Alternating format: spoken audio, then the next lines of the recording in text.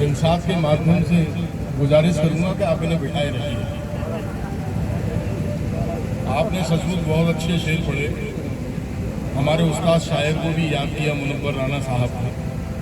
अगर मैं उस्ताद ही होता तो पूरे 100 के 100 देता, लियाकत के अलग देता और नजाकत के अलग देता।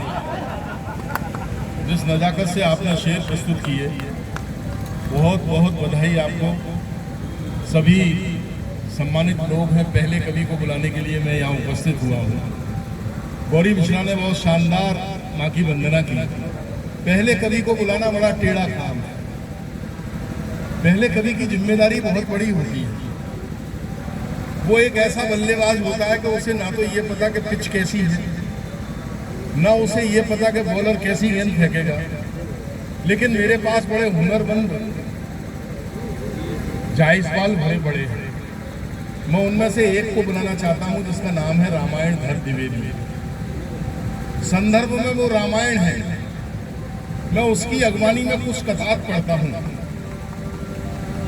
ताकि माहौल बन सके और आप महसूस कर सके कि आप जिस रचनाकार को सुनने जा रहे हैं उसका लेवल क्या है। युग की टेर लिए बैठी है, सुनना और सुन के दिखाना अब अक्सर के लोगों। युग की टेर लिए बैठी है, युग की टेर लिए बैठी है, मन के फेर लिए बैठी है। रघुनंदन अब तो आ जाओ, शबरी देर लिए बैठी है।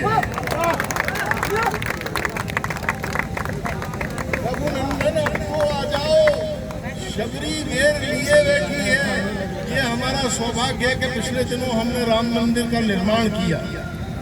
वहीं से जो चीज निकल के आई है आप सबको सौंपता हूँ।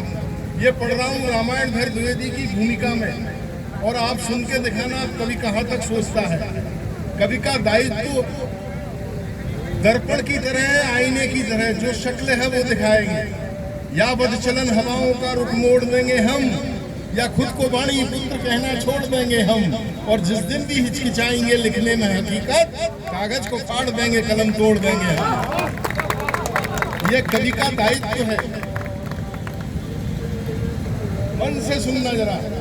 ये मकरंद कहाँ ले जाएं, ये मकरंद कहाँ ले जाएं, मन के छंद कहाँ ले जाएं। तन को तो ले आए अयोध्या, अंतर द्वंद कहाँ ले जाएं, अंतर द्वंद कहाँ ले जाएं, अंतर द्वंद कहाँ ले जाएं। लेकिन जिसने अंतर द्वंद से सतत युद्ध लड़ करके एक बड़े कलमकार का ओहदा प्राप्त किया है, ऐसे बड़े रचनाकार रामायण धर द्विवेदी जी, जिनका आज आपके शहर में पहला आगमन है और यहाँ से उनकी एक अगले पड़ाव की यात्रा प्रारंभ होगी। पहले कवि के रूप में आपको सौंपता हूँ।